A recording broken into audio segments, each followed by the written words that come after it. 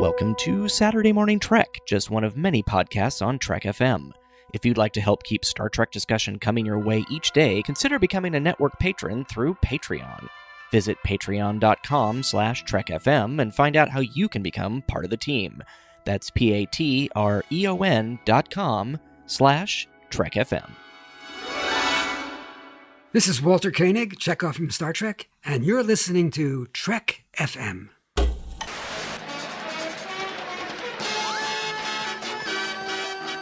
It's set now for action and adventure. Future's here for us to see. It's 2200 AD. Their mission to fight injustice, to right that which is wrong, and to boldly go where no man has gone before.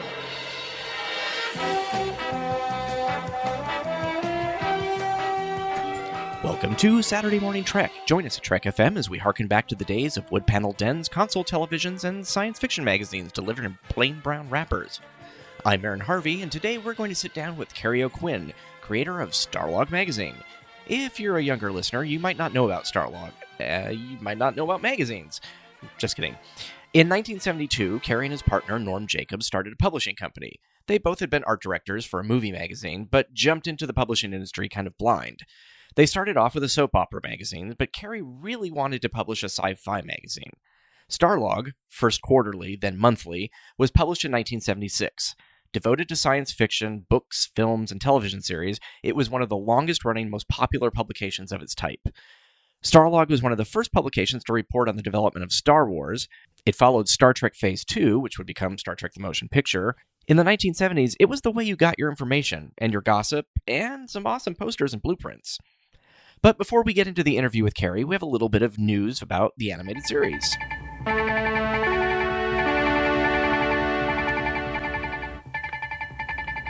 CBS and Paramount have announced the standalone release of Star Trek The Animated Series on Blu-ray, currently only available in the big 50th anniversary box set.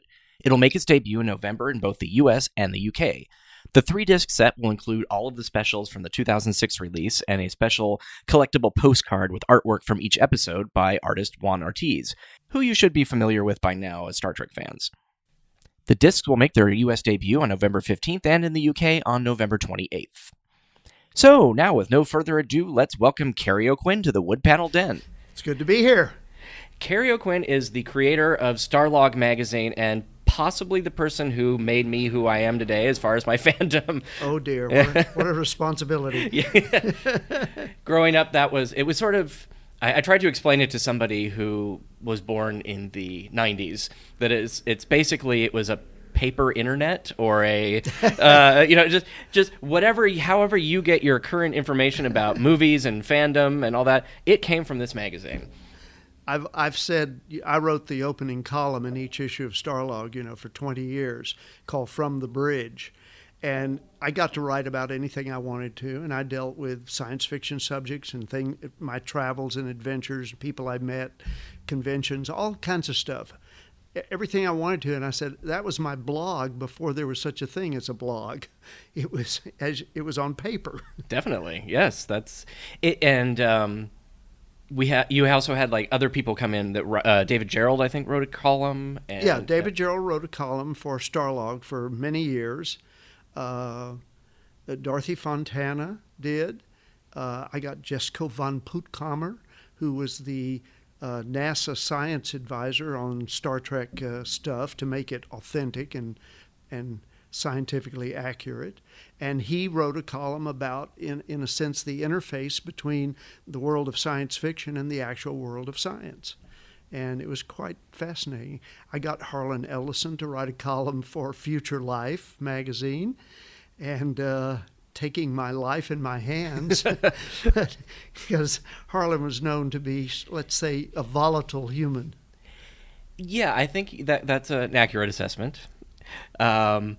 Future Life was basically not a spin-off, but it's a kind of a more science-based magazine of taking all those science fiction concepts and what they might actually mean for us in the future. In a certain way, it derived that way because we realized that in Starlog that we would get, zillions of letters from readers, because for the first time they had people to talk to about their strange interests. And so, and again, this was before the internet existed. So our social media was, people would write letters to the magazine. I read every single letter that came in, and we would select certain ones, and we had usually 2 pages of letters and some responses in the magazine. So people would kind of have a dialogue that was going on about topics that they were interested in that, the general public didn't give a damn about. And it's also the way some fans would connect with. They'd, read a letter and say, oh my God, there's someone else in Des Moines, Iowa who's interested in the same kind of stuff I'm interested in. I think back then, and correct me if I'm wrong, but I believe at least some magazines would actually print your address. You'd put your address with your letter, and that would get published, which I think today would be just baffling, I think, to most people. Yeah, I think we usually put the city and the state, but we didn't put the actual address. Right. Some yeah, that's interesting. I know that it's hard sometimes for people nowadays to understand this, but general fandom, as we see it today, massive multi-million-dollar, comic book movies and stuff, it just didn't exist then. People, like you were saying, it's like this magazine was made for them. They also didn't know that there were other people out there necessarily that had their same interests. They just thought that they were, I'm just that odd person who happens to like Star Trek or Well, I think that's the horror. main issue. I grew up in Austin, Texas, feeling like, there was me and 3 other friends that went to every George Powell movie as soon as it opened, and usually sat through 2 or 3 showings of it. And, we were interested in spaceships and ray guns and interplanetary travel and all this kind of weird stuff. And I felt like, there was 3 of us in town that were interested in that sort of thing. And so one of the things that we did with Starlog was let people know that if a magazine like this can be published on newsstands nationwide, then there must be an audience for it. And I had a devil of a time starting the magazine with our national distributor, the magazine distributor that puts the magazines onto all the newsstands from coast to coast. And they said, you just got yourself going with this soap opera magazine. It's making money. You're going to lose this good start with this magazine because there is not a nationwide audience large enough to support a magazine about science fiction. And so Fandom, as you say, was fairly invisible at that point. And so what I had to do was collect a lot of information about the different fanzines that were being printed. They'd mimeograph them and mail them to each other. And the different fan clubs and little convention gatherings. They weren't really, they were not really called conventions then because, it might be a dozen people or 24 people that would get together somewhere and talk about Star Trek or whatever. And there wasn't, when we started Starlog in 1976, there was no science fiction that was being done. Star Trek was in reruns on Channel 9, That's all the science fiction that was alive. The animated series was over at that point. And it was in reruns. Yep. And there was no new science fiction movie. These were movies that were done in the 50s, and they thought, sci-fi was a phase we went through in the 50s, with all 3D movies and George Powell and The Day the Earth Stood Still and that sort of stuff. And they weren't science fiction movies being made. And what I had to prove to the distributor was that there was indeed an audience out there worldwide, but they were totally invisible. They were not organized. They didn't even know they existed. And lo and behold... So you did all your own demographics, basically. You put together a package of probably... This was my hunch at that point, because I had now, gone to New York City, and I discovered that there were a lot of people that were interested in some of the things I was interested in. I wasn't the only guy on the planet Earth. And so I said, they're out there, but somehow it's like almost something you're embarrassed about, and you don't bring it up unless there's another crazy geek there that you can actually talk the same language to. Well, yeah. I mean, when I was in school, I remember, we were not the cool kids. We geeks were, people who like computers, were interested in science fiction. You're the ones who were beat up. You were the ones who were, Oh, yeah. basically teased. And nowadays, it's like you can wear your Superman shirt to school, and kind of if you don't, you're the weird one. Oh, you're proud to be a geek. Yep. I mean, look at the commercials on TV and the things that they're selling with these, geeky people. That's cool now. Yep. It's a lot of stuff has changed, and I'm happy to say that the magazines that Norman and I published, helped change that.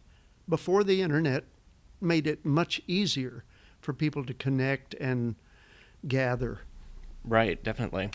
So you, before Starlog magazine, you actually started when sort of in another what's the word I'm looking for? A kind of concentrated fan base of soap operas. Yeah, and that was a field also where, soap opera fans were kind of looked down on. I mean, it was daytime dramas, This is like all this emotional stuff about family life and all the problems and everything. It was like for people who didn't have anything else in their lives to do but watch television in the afternoon. And so the work of soap operas, the actors and the writers and the producers, the directors, the cameramen, the music, all the incredible work that goes into producing a daytime 5 days a week show wasn't even taken seriously. Yeah. And people didn't regard it with the same esteem that they looked at actual movies. Because television in general wasn't looked up to at that point very much. This was in the early 70s. And there were 14 daytime soap operas on the air, 14 shows that were every day. Hello, I'm Barbara Walters, and welcome to our program. Are you a secret soap opera watcher, a closet soap opera watcher? Well, you can open the closet and come on out, because Sammy Davis Jr. watches soap operas, so does Van Cliburn, Carol Burnett, Hank Aaron, Billie Jean King, and Betty Ford has just written a fan letter to one of the soap opera queens. And 20 million other men and women watch soap operas. We're examining the soap operas backstage all this week, and among our guests today is one of the top writers of the soap operas that you watch, and we'll find out just how it's put together. Soap operas, they're not for women only. Kerry O'Quinn is the co-publisher of Daily TV Serials magazine. It's one of 20 now devoted exclusively to soaps, and he also publishes the Daily TV newsletter. And this is a phenomenon that a great many people don't know about, that there are fan magazines just covering the activities of the soap opera heroes and heroines. The newsletter also gives a recap of what's happening on each of the 14 daytime serials. In case you happen to miss one, you can buy that and find out what happened yesterday or tomorrow. What do you find in the fan magazines? Are the most popular ones the nicest ones or the meanest ones? We've been running a series for the last year, which has been extremely popular, called The Great Villainesses. They have elicited a lot more mail and a lot more enthusiasm than the ones we run about the nice people. Those are the villains. Fascinating. Villains and villainesses, not only on daytime serials, but in any kind of drama, are the ones that you have to protect the most, and you have to be most careful about writing and acting. Would Jerry and Betty Ford make good soap opera people? Or is he too nice? I think he'd have to be the good doctor. He'd have to be Wonderful. the doctor. He'd be Dr. Wonderful. It's a little far removed from, I mean, as Jeff is saying, you have to have, the reason doctors and lawyers, I think, are often used is because they are people who can engage in their professional lives and still come in contact with personal problems. And the soaps are basically about personal problems and moral conflicts and decisions and things of that sort. Star Trek was in the second annual Daytime Emmy Awards, where they had it on a boat in the middle of the Hudson. It was this strange thing. It was hosted by Stephanie Powers and Monty Hall. Oh my God, that's ringing a bell. And they made this, joke about, well, you're here and on this boat, and we now have you as a captive audience, and we'll be calling all your family members and saying that you're hostage, and Monty Hall will be making a deal, and we're just like, oh, who wrote this? It was so bad, but it was hilarious. So that's when Lou Scheimer his son had overheard that Captain Kangaroo was going to win and not Star Trek, so he drank a lot, and then they called Star Trek, and he was sloshed and basically almost fell over walking up to the podium on this boat to to accept the Star Trek award for best daytime story in a children's animation, I think, or something to that effect. It was for The Serpent's Tooth, written by Russell Bates and David Wise. My God, you're full of information.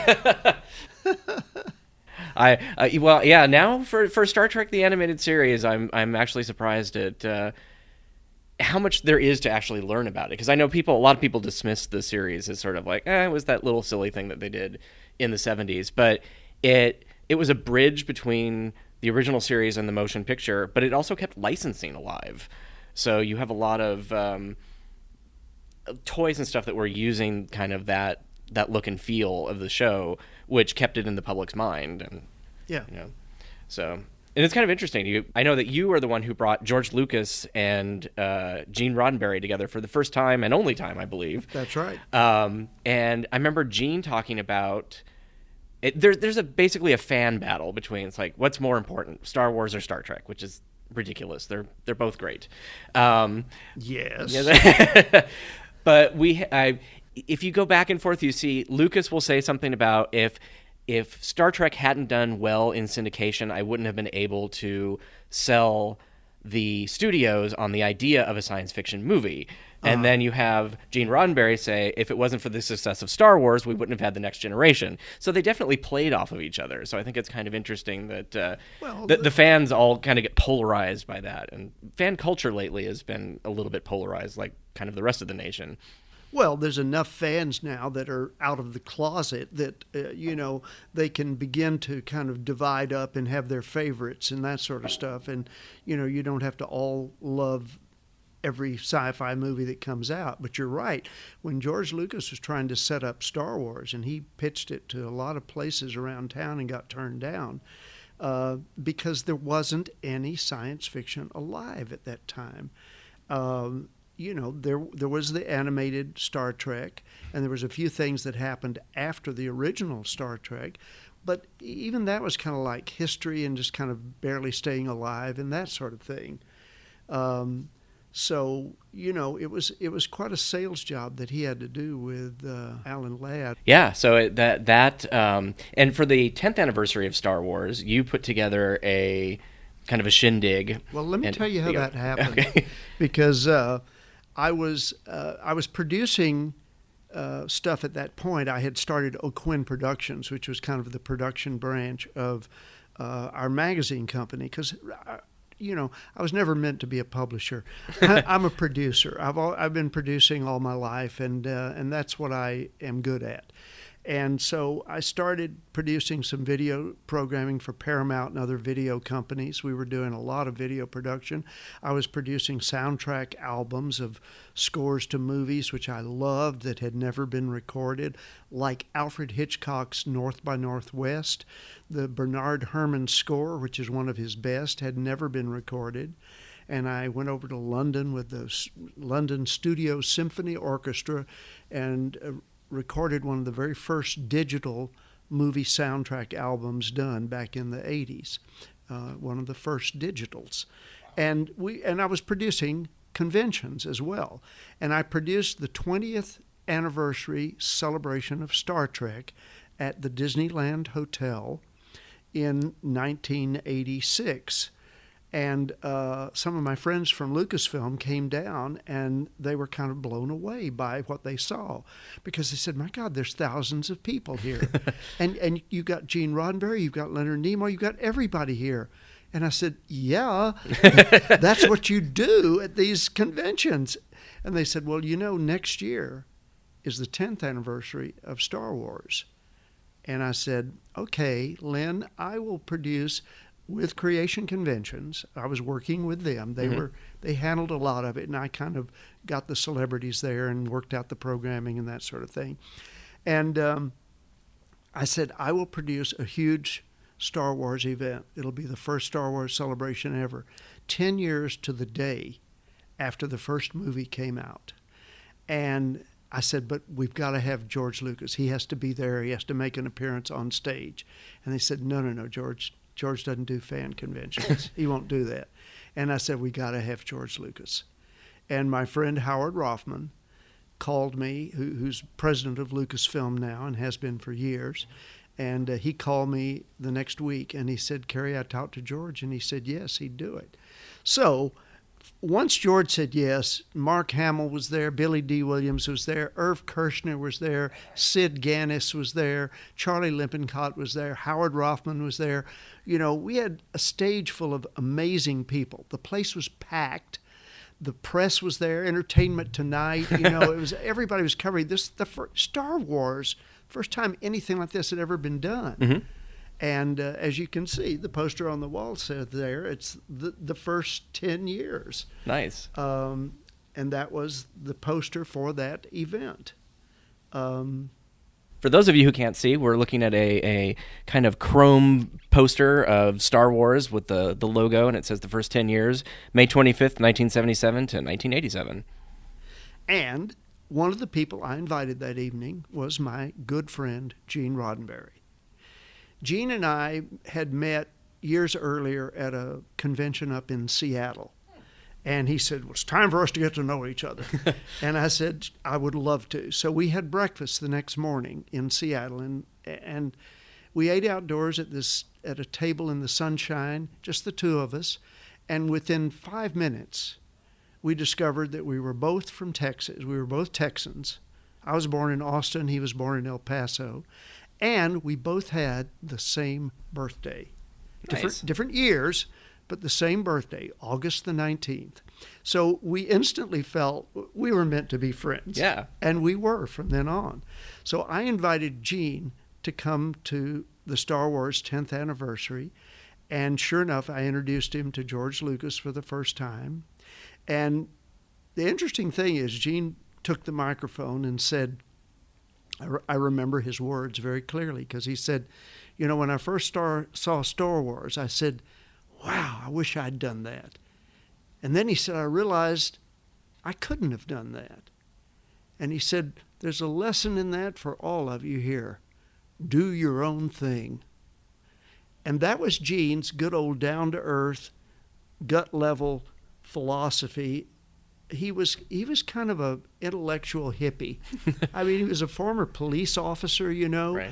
I mean, Gene was an amazing individual that gave him a kind of a philosophical perspective on life that let him come up with a science fiction space opera show that dealt with all kinds of serious human issues.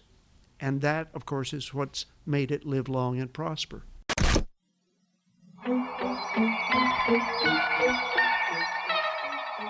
Starlog magazine takes you on incredible science fiction trips into the world of Star Trek, into space, video games, and into the Star Wars galaxy, into the future for previews of new movies and TV programs. Starlog magazine shows you special effects secrets, blueprints and robots, spaceships and aliens, interviews with writers, movie makers, heroes, and villains. Starlog is the most popular science fiction magazine in the solar system. Buy Starlog at any newsstand or subscribe now and save money. For 6 fantastic issues, mail $14.98 to Starlog, Box 4948, Atlanta, Georgia, 30359. That's Starlog, Box 49648, Atlanta, Georgia, 30359. Send your order this week, and we'll also include a free science fiction surprise gift.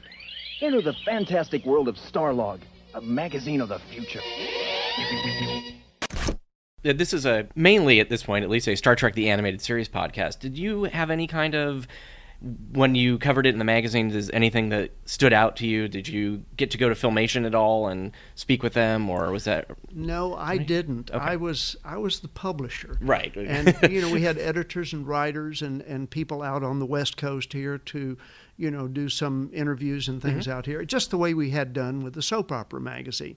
I mean, there were 14 soap operas. 3 of them were produced out here in L.A., so most of them were right there in New York City, and that was easy for us. But we had stringers out here in L.A. who would do interviews with us and go on the set and that sort of thing.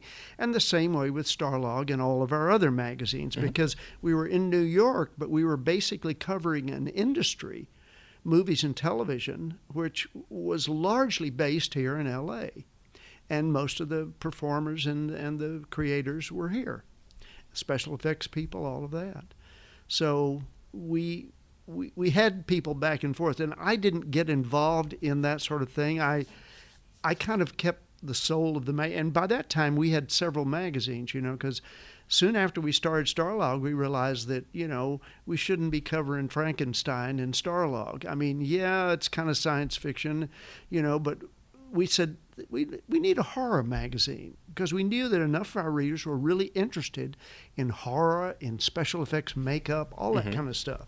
So we started Fangoria. Well, and you actually started featuring a lot of the special effects people that were just basically names on a screen that nobody really knew about at that point, because people were not aware that people like, I'm trying to think of somebody off the top of my head, John Dykstra or even Rick Sternbach. I think Rick Sternbach did some illustrations in Future Life. Yes. Yes.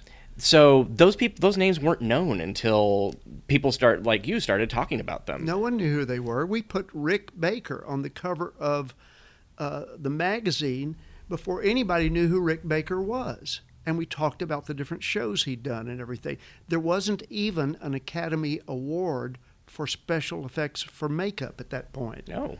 There wasn't. I did not know that. And when the Academy set that up and started it, guess who got the very first Oscar? Rick Baker. Nice. And I think we had a hand in legitimizing that and making invisible people visible, because we had an audience that wanted to know who those people were. Who is Phil Tippett? Who is Vincent DeFate? Who is David Mattingly? They wanted to know the ingredients that went into these movies that thrilled them so much.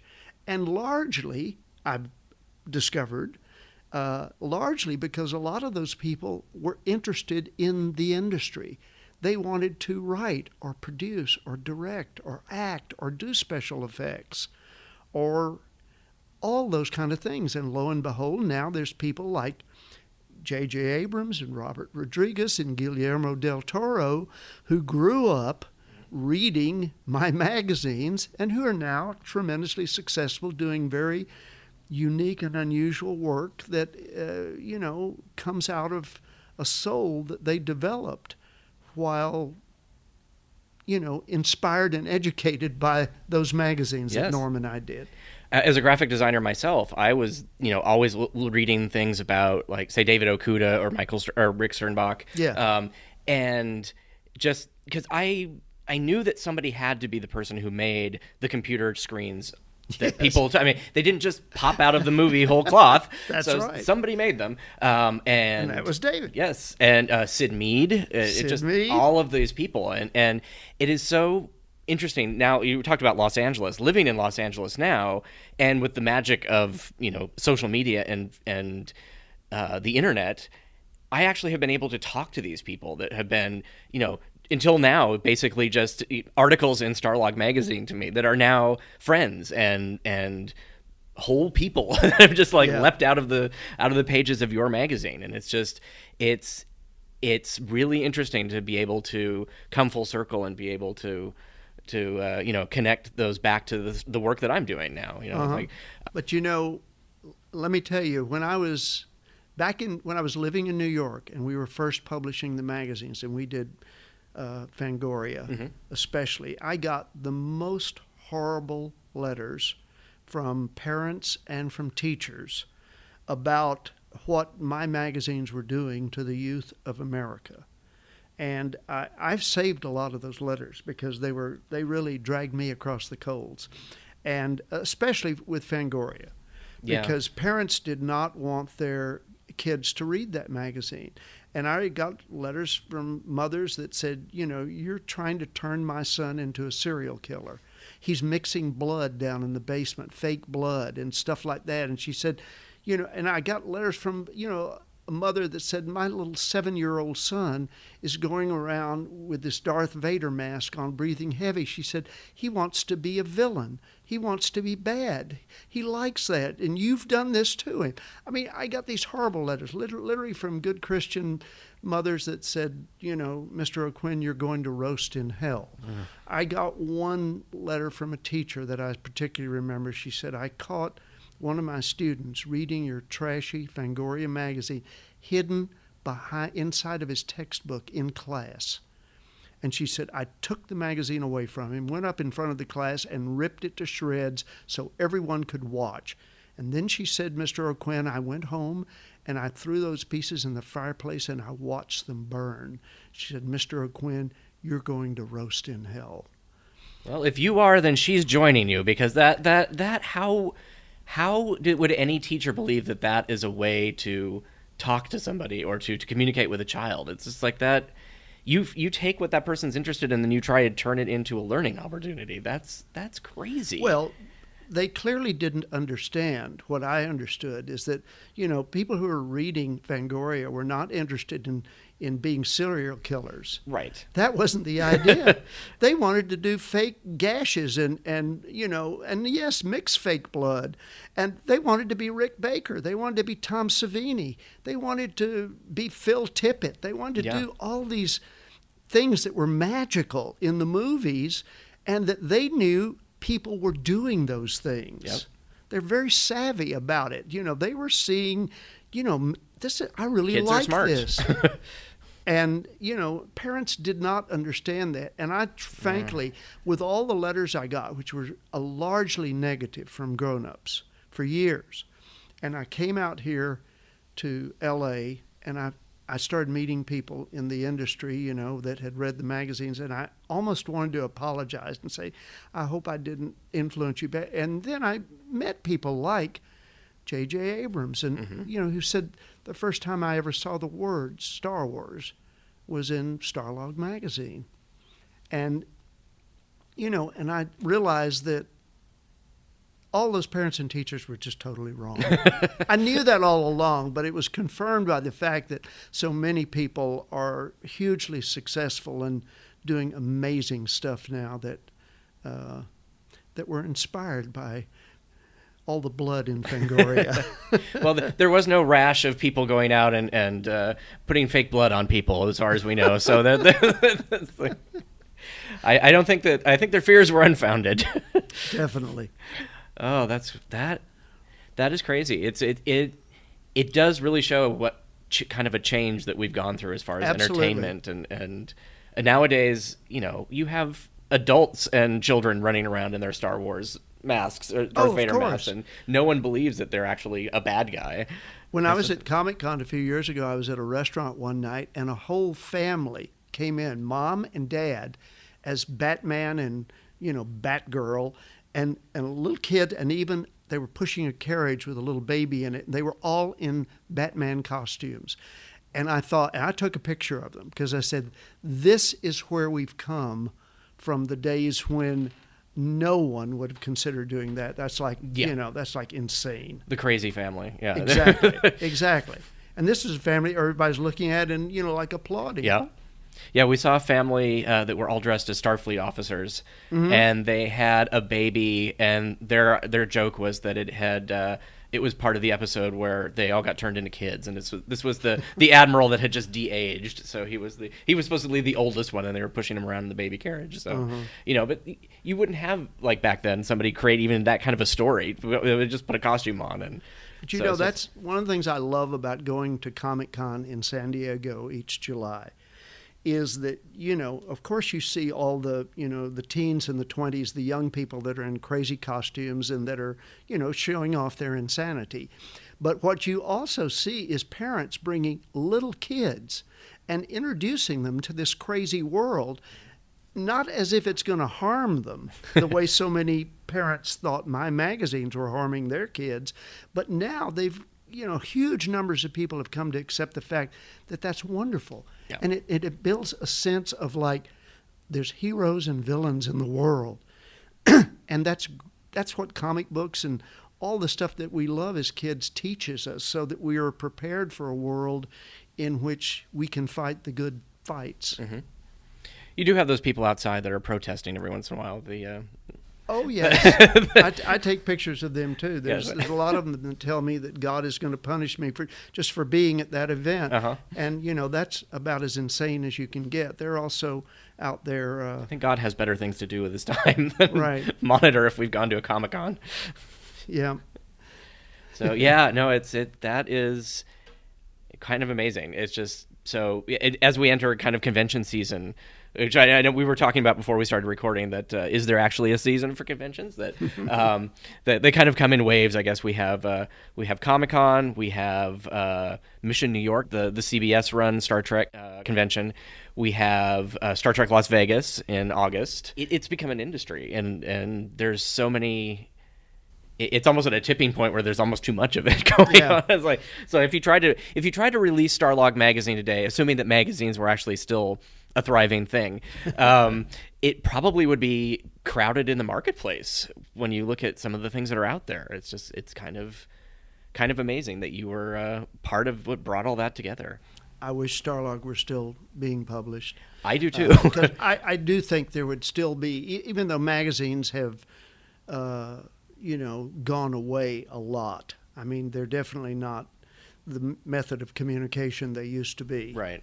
We have things in our pocket that are much handier. But, Fangoria is still being published, and I think Starlog could have been kept alive too if I hadn't sold the company years ago, and the guy who owns it now is not really and truly a fan. He's a businessman. And, I think one of the things that made our company thrive was that I was enough of a fan that I went to conventions almost every weekend. I was invited as a guest, and I went. And my editors would say, Kerry, how do you have the time for that? I mean, we're putting together the magazine. We need the weekend just to recover and, that sort of stuff. And I said, you don't understand. This is market research. I'm going there and I'm meeting the audience, and I'm sitting down on the floor in a hallway in the hotel and talking with them till 3 a.m. about what they like and what they don't like, so that I understand the audience I'm addressing. Then I come back to the office and I tell our editors what they need to do with the different magazines. That was my role as the publisher. Not to write the stories or do the interviews or, do the illustrations. I did all of those things. I said, though, you did actually do some of the design work early on, right? Oh, I did. I designed every logo for every magazine we ever did. Including the one that you're wearing on your shirt now. Yes, exactly. The Starlog logo, for sure, which John Carpenter stole my typeface for Dark Star. Ah, that I can see that. Yeah. I was actually honored by that. But, and in fact, a few years ago, the Fangoria logo, which had been on the magazine for over 30 years, the new owner decided he was going to update it. Oh. And he had a new logo designed for Fangoria. And he redesigned the Starlog logo too. He said that's old-fashioned lettering or something. Oh, no. And he redesigned it, and it was just like straight type, Starlog. And I sent an email to the editors there, and I said, somebody there has a death wish.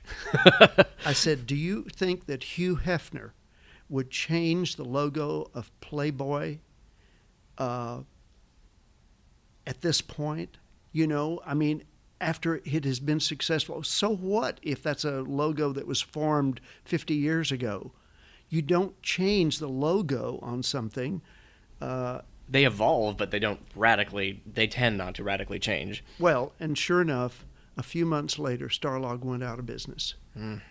And I'm not saying that's the reason, but it certainly didn't help. Well, if you scan the newsstand and you don't see the logo that your brain has been accustomed to seeing over and over again, you need that sharp S and that sharp lettering that you're used to. And this was just squared off lettering. Anyway, that's... Well, maybe you can start a new endeavor. Start a new magazine. No, I've done that. Logstar. I've done that. I'm interested in making movies now. So actually, that is a good lead-in. What are you doing now? What are the things that you've been up to recently? Well, when I moved out here to L.A., because my arm was twisted into doing it, I said, okay, if I'm going to write movies, I said, this is one of the most competitive fields in the world. Everybody wants to write a movie. Everybody I know wants to write a movie script and have it made. And I said, that means, even though I've been writing all my life, I've written for magazines, newspapers, short films, documentaries, TV commercials, blah, blah, blah. I've been writing my whole life. But I said, I've never written a feature film. So the first thing I did when I moved out here was to go back to school. At my age, I went to UCLA night school for several years and took screenwriting. I went to all these weekend writing seminars by all the writing gurus, Robert McKee and all of them. And I started writing scripts. And I've not only written them, but I've rewritten them and rewritten them and rewritten them. I actually love rewriting because every time I do it, I make the script better. I get better every day in terms of writing, in terms of seeing exactly what is the perfect word right here. And so I now have, close to about 10 screenplays that I've written, and they're not all science fiction and horror. They get into family dramas and political murder mysteries and all kinds of other things. A biographical drama about O. Henry, the short story writer, his real life, which is a movie. It's definitely a movie, his real life. And I've loved it. I mean, that's the range and the variety that is within me. Now, the first movie that I'm hoping to set up and that I'm trying to get financed right now, in case anyone is interested, is a horror movie. I mean, all my friends said, Kerry, Fangoria, of all the magazines you created, it's the only one that's still alive and being published. And so a lot of people here know you as the Fangoria guy these days, more than Starlog or Cinemagic or whatever. Future Life. Yeah, and plus horror movies are often a good way to kind of do your first movie, Right. And so I had this zombie movie that I had written a few years ago, and I went back and reworked it and brought it up to date, and I think it's the coolest zombie movie you're ever going to see now, because not only is it very unusual, it's not what you expect from the Fangoria guy, but I've also I've written into the script over a dozen of my famous Hollywood friends who are filmmakers, and I'm going to kill them one by one on the screen. And I've already, I've told this to Quentin Tarantino. He's going to die horribly. Bryan Singer is going to die horribly. There's a lot of wonderful people like that. I mean, Robert Englund and Neve Campbell and Linda Carter. Oh, wow. She's going to get sliced in two. Oh, my friend Andy Mangels will be interested in seeing that. Well, I've met Linda, and she's a lovely lady and just a wonderful singer. I mean, that's her specialty. But I'll always remember her as Wonder Woman, of course. So anyway, she's going to be in it, and it's a movie that I have written for the fan audience that I have come to know over the last 40 years while I have been producing products and projects for that audience and getting to know them intimately. I know that audience better than George Lucas does. I've been to more fan conventions than B. Joe Trimble has. I know that audience. They are me and I am them, and I know how to cast and write and put together a movie that's going to tickle them pink. They're going to love every minute of it. It's not going to be what they expected when they walked in the theater. Does it have a title? Dragworms. Dragworms. Dragworms is the name of a brutal motorcycle gang that strangely vanished in this small East Texas town 20 years ago. And they are brought back to life by a voodoo ritual. They come out of the lake on their Harleys with weapons, and all the good Christian people of this town confront them, and that's the climax to the movie. Interesting. I cannot wait to see this. But it's really about three teenage boys that have just graduated high school and their girlfriends, and it is kind of a coming of age story very much. You know, they're in this little small East Texas town, and they face the same question that every human being alive does, especially fans, and that is, am I going to stay here in this little town where I grew up? Am I going to get married, have 2 kids, take over the family business? Or am I going to go out in the world and do who knows what? Take a chance, take a leap, and who knows what life has to offer me.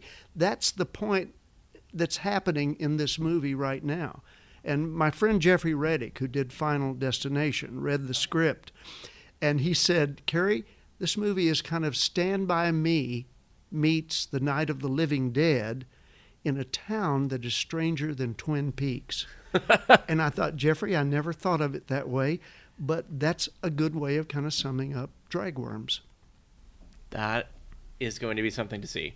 That is. Do you have a way? Are you in production, or is this moving towards? No. You're still polishing the script. I'm still setting up the financing. It's about a $3.5 million movie. We have it budgeted. I have a lot of casting ideas on it. I've talked with different people. You have the people. You have the connections to get those people. Exactly, and they're going to be fun things. Like I want Mark Hamill for a role in it, and I've talked to him about that. He can lose his arm. No. Kate Mulgrew. I first met Kate Mulgrew from Orange Is the New Black. I mean, that's the way people know her now, but she was also captain of Voyager. Janeway, of course. And I met her years ago when she was the lead on a soap opera in New York City, and we covered her for the magazine. And she was on Ryan's Hope. I was say it was Ryan's Hope, wasn't it? Yes. And I got to know Kate and went up to Connecticut to see her. Mrs. Columbo at one point, I think, as well. Yes, yes, that's right. I mean, she's wonderful, and I just love her, and I want her. You know, she's the mother of this little kid that's all obsessed with Star Trek and stuff like that. And she's like, that's perfect. Yeah. I mean, again, fans will get this. Yes. They will laugh at it. And the mainstream audience say, what are they laughing about? That's her mother. Of course she doesn't want him to be interested in all that science fiction stuff. And they won't know that that's Captain Janeway talking to her son. That is fantastic. But that's the kind of little, secret fan nudges that I've written into the script all the way through. Fans are going to love this movie in a way that the mainstream won't understand. They will get it too, because it makes sense. Right. But they won't get all the little in-jokes. It's like Marvel movies. You don't have to be a Marvel fan to enjoy them, but if you are, then you know all the little Easter eggs and all the things that have been put in. Exactly. Easter eggs is what they are. Or Flash on TV and DC Universe and all that. So yeah, that is going to be pretty amazing. And to do that sort of thing, you have to know the audience that you're writing to. And the whole movie is an Easter egg to the worldwide fan audience that I have come to know and love and helped develop. And I understand there's a documentary about you. Yes, in the works. There's a document. There's actually a friend of mine who's a wonderful, multi-talented filmmaker. At least a year ago, I said, can you help me set up money for Dragworms? I want to, I'm about to begin trying to get that financed. And he said, let me think about it. And he came back to me about a week later and he said, here's what I want to do. I want to produce a documentary feature about you and the influence that you have had on the genre world and the fans of that world to help bring them out of the closet and all of that. And we want to interview a lot of the people that, are part of that world and that have been influenced and educated by your projects. And I said, fine. And that's what we're in production on that now. We've interviewed some amazing people so far. I mean, my dear friend Nichelle Nichols, of course. My dear friend Tom DeSanto, who's producer of the X-Men and the Transformers movies. Tom is my good buddy. And Brian Singer, who came over from New Jersey when he was 17 years old, came over to New York City to attend a science fiction convention because he wanted to meet Isaac Asimov and he wanted to meet me. Wow. And Brian told me this whole story when I re-met him a few years ago when I moved here to L.A. And he said, Kerry, we actually know each other from the past. He said, you stood there in the hotel hallway for an hour, and I talked to you about how I wanted to make movies. And I said, Brian, please tell me I encouraged you. He said, oh, yes, you did. So, I mean, we have some wonderful people that we're interviewing. For Brian Fuller, who's the showrunner for the new Star Trek CBS series. And he told a wonderful story about how when he first discovered Fangoria magazine and just seeing the magazine said, it's okay for me to be interested in the things I'm interested in. But he said he couldn't subscribe to the magazine because his mother wouldn't let him. So he had to use a friend's P.O. box and get the subscription sent to this friend's P.O. box. And that's the way he got Fangoria magazine for several years. I'm sure there are many people out there that probably did something similar or had it sent to, if they were an adult, they had it sent to their kid instead or something like that. So somebody saw that. I guess so. I guess so. I didn't know about it at the time, but I've heard a lot of strange stories like that in the years since. I remember there were certain issues of either Fangoria or Starlog where the cover might have looked suspect to my parents. I'm sure that I ended up getting those home and putting them away immediately. Well, it wasn't mailed. It was mailed in a cover that concealed what it was. The labels was put on a I think a paper or plastic cover that was around it. In fact, Brian Fuller told me that he said, I think the postal delivery guys, they saw something like that and they thought it was porn. And he said, I had a lot of my issues stolen by the postal people. And he said, I just always wanted to see them open it up and find, Freddy Krueger looking at it instead of Bree, what's her name, and their disappointment that they had stolen something that wasn't what they thought it was going to be. Oh. Yeah, I think that I had a lot of magazines were delivered, and comic books were done like that too. Sometimes they had DC had a mail order comic thing in the 80s. And those came in brown wrapped covers as well. Well, once again, that's just an example of how geekdom was not something you were proud of in those days. Yep. It was like porn. You didn't want other people to know this is what you were interested in. Well, I would like to say thank you so much for talking with us, because this is something everybody's going to be interested in hearing. Hopefully, when we get towards Star Trek: The Motion Picture, maybe we can have you back to talk about some more of that era of the time frame, of the timeline. Oh, I'd love to, because we did a drum roll for the motion picture, Star Trek: The Motion Picture, in Starlog for at least a year or two before it came out. That's when I had, people writing columns for the magazine that were giving us little clues and hints about what was coming. And it was a very exciting time, because suddenly new stuff was being done in the science fiction world for the first time. Yeah, that would definitely, we totally would like to have you back. So I just want to thank you again for joining us in the Wood Panel Den. It was delightful. Thank you so much. Thank you. I look forward to talking with you again. Thanks. Well, thinking about Kate Mulgrew fighting zombies isn't the only thing we've been doing on Trek FM this week. Here's a few things you may have missed elsewhere on the network. Previously on Trek.fm, The Ready Room. Pushing Daisies and Hannibal are two very different shows, but they both have a very strong visual look and a very strong storytelling style and a point of view. And one is quirky, and one is darkly quirky, and one is whimsically quirky. Literary Treks. She just does such amazing things with these characters, and it just consistently blows me away how invested I am in Chakotay's life decisions. I never ever thought that I would care two whits about what Chakotay does with his life, but I'm really invested here. I really care about the decisions he's making and what's going to become of him in the future. The 602 Club. But now by the third one, you've got this really difficult task of, like every sequel has, you've got to be the same but different. And you've got to build on the success of that character that has been so cemented now by two movies. So the little things that started to show up in the first two movies, the quips, the cool clothes. All of this stuff is exponentially blown up onto a much, much bigger scale in this movie. And that's what else is happening on Trek.fm. So check out the shows and get in on the daily Trek Talk. You can find them in iTunes, Stitcher, TuneIn, Spreaker, and the Windows Podcast Directory for Xbox and Zune. You can visit our website at Trek.fm and view our podcast directory and stream all of our shows right from the website. We'd also like to invite you to leave us a review and ratings in iTunes. Not only does it help us know how we're doing, it also helps other people find the show. And this week we got a 5-star review from Fishist, I hope I'm saying that right, and a really nice review. So check it out, and while you're there, leave us a review of your own. Before we go, I'd like to thank our Patreon patrons, Mike Bovia, Eric Extreme, and Ju Kim. Thank you so much for your support. And if you want to become an associate producer of a Trek FM show, all you need to do is become a patron of the network at the $25 or more level.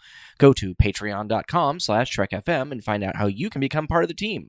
That's patreon.com/TrekFM. Well, that's all for today from the Trek FM Wood Panel Den. Join us next week when Adam and I review, let's see, Mud's Passion. I think I'm going to go bury my head in some Starlog magazines until then.